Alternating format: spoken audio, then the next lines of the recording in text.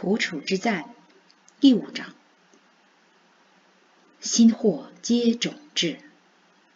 第9集，杨若欣在法租界与严保慧在同一教会，他认出保慧是侄女杨淑英婚礼的伴娘，让侄女帮保慧物色男朋友。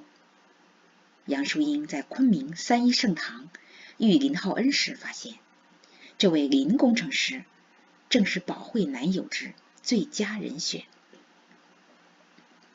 林浩恩放弃向严保慧求婚。原来杨淑英的姑姑杨若欣在上海法租界与严保慧在同一个教会，他们是教友。在一次礼拜5查经聚会时，杨若欣认出保慧就是她侄女杨淑英婚礼上那个气质不凡的伴娘。杨若欣在给杨淑英的信里说起保慧，说她未婚夫殉国后一直单身，让杨淑英帮保慧物色男朋友。2年前，董梦红和杨淑英在杭州湖山堂举行婚礼时，严保慧是伴娘，徐永道是伴郎。杨淑英婚后不久到笕桥中央航校子弟学校当老师，住在航校教官小楼，礼拜天常去笕桥堂聚会，认识了林浩恩。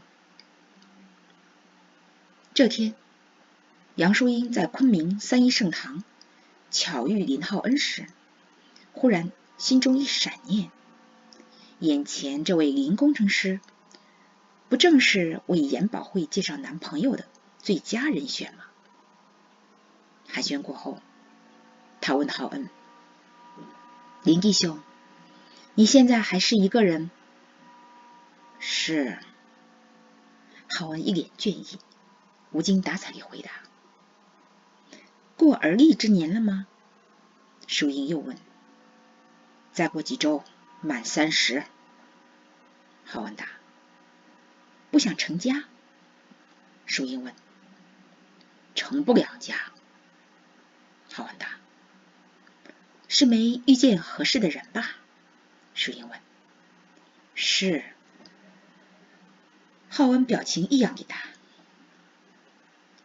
林弟兄，我姑妈在上海法租界有位教友，虚岁28，和你一样也是留美回来的。她品貌学识灵性都属百里挑一，她是我婚礼的伴娘。她未婚夫在淞沪抗战中殉国后，她执意独身。姑妈觉得她条件这么好，年纪轻轻就独身挺可惜，让我帮她物色合适的人。她是叫严保慧吗？浩恩听了，脸上泛光，迫不及待地问。正是。你认识她？淑英问。岂止认识，她是舍妹的同窗好友。浩恩说。他没好意思说保慧是他暗恋的心上人，也没提徐永道和他的托孤信。杨姊妹，你能告诉我严小姐的通信地址吗？浩恩问。当然。淑英爽快地答应。还有，杨姊妹，请转告你姑妈，不必再费心替严小姐物色男朋友，我会联系严小姐，她的事由我来负责。浩恩叮嘱淑英道。淑英见浩恩这番举动，马上明白他的心思，说：放心吧。浩恩回到住处，马上动笔给保慧写信，用快件发出。在信中寥寥数语谈及从武汉到昆明的过程，但是他强调得知保慧平安在上海法租界的喜悦之情，还有得知他下落后的感慨激动。信是用中文写的，只是把他不好意思用中文表达的部分用英文写。他写道：得知严小姐至今追念永道兄，依旧小姑独处，我甚敬佩仰慕。但是转念想到严小姐孑然一身在乱世孤岛谋生，又使我心难安。诚实地讲，自杭州初见 ，You have been intimately in my mind, the mind of a single man, the mind of your admirer。也就是说，你一直私下里亲密地在我的心里，一个单身汉的心里，一个仰慕你的人心里。这句英文用的副词 intimately 有私下里、熟悉里、亲密里多重含义。他想表白的是私下里、亲密里。这句中英文合起来的意思就是自杭州初见，我就偷偷把你藏在我心里，一个单身汉的心里，一个仰慕你的人心里。宝慧收到这封信已是民国28年，也就是1939年旧历大年30。这时浩恩已从昆明坐卡车一路颠簸抵达此次从武汉撤退来云南的终点站雷允。雷允在飞机制造厂搬来之前，是仅有10来户傣族村民的世外桃源，虽风景秀丽，却乃使千里之外的初来者享受惬意。浩恩到雷允的当天半夜，就因水土不服，并受风着凉而高烧昏迷不醒，被送到雷允附近缅甸南坎教会医院。在缅甸侍奉多年的美国宣教士 Mark Seagraves 医生是这家医院的院长。那天由他亲自为浩恩诊治。浩恩生病住院期间，享受到这些年少有的清静清闲。他在心里清理很多事之后，打算写信向宝慧求婚。不料他痊愈出院当天下午，喷着血红太阳旗的日军飞机幽灵般袭来，轰炸雷允飞机制造厂。他的一个同事和几位工友被当场炸死。他看见有个人的断腿连着右脚挂在一棵锐利树枝杈上，身体却不知去向。这一幕使他头晕心颤。当他趴在地上躲避时，窗户被炸碎后飞来的一块碎玻璃击中他的额头，鲜血流在他的手臂上，又从手臂流了一地，他当场疼晕过去。等他醒来，已是夜幕低垂，他发现自己又躺在上午才离开的医院病房，缠着白色绷带的头隐隐的疼痛。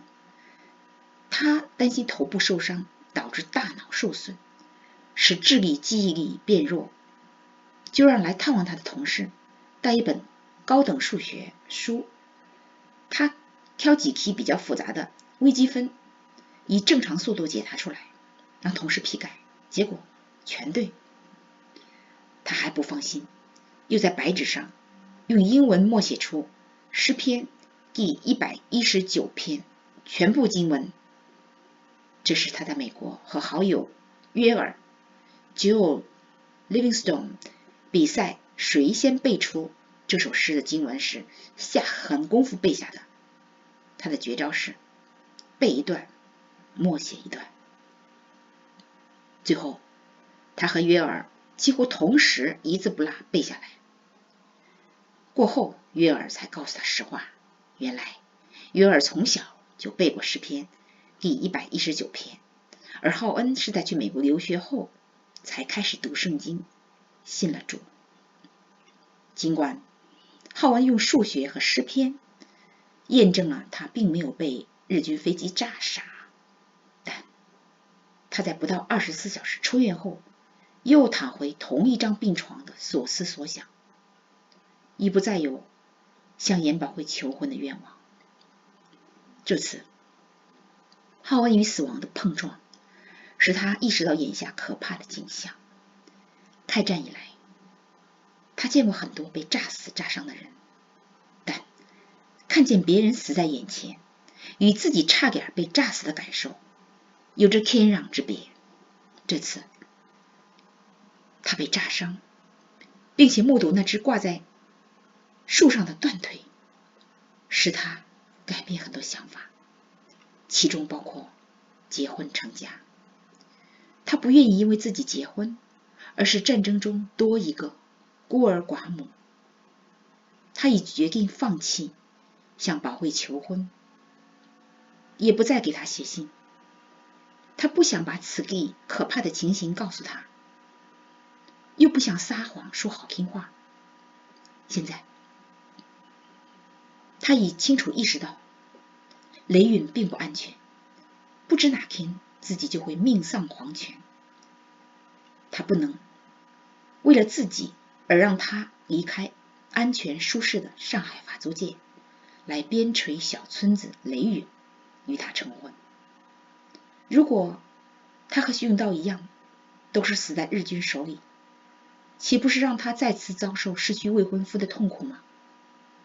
况且他来雷允也可能被日军飞机炸死炸伤，自己既不想连累他，还写情书给他，岂不是玩弄他的感情？他考虑还是不给他写信为妥。然而浩恩发现自己进退维谷，他已让杨淑英转告姑妈杨若欣，让她不必再替宝慧物色男朋友，他会负责。可是现在却又负责不了，岂非食言？他不能确定是顺其自然，还是听之任之，还是再告诉杨淑英，让她姑妈继续的替宝慧物色男朋友呢？还有上封信里，他跟宝慧说过，他到目的地后会再给他写信，如果不写，岂非失信？若写，该怎么写？第一封信写的如和煦的春光里，因诵抒情诗一般悱恻缱绻。第二封信忽如寒冬阴霾呼啸而过的西北风锥心扎骨，即便不冷不热，也是不合适。因为不继续表达爱慕之情，就是对他的冒犯和不公。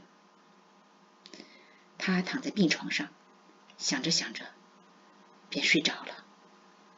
一觉醒来，灵感闪现，他想起在昆明买的明信片还有几张，索性给宝慧发一张印有滇池湖光山色的明信片代替写信，这样既不算失信于他，又不会因字句不妥而尴尬。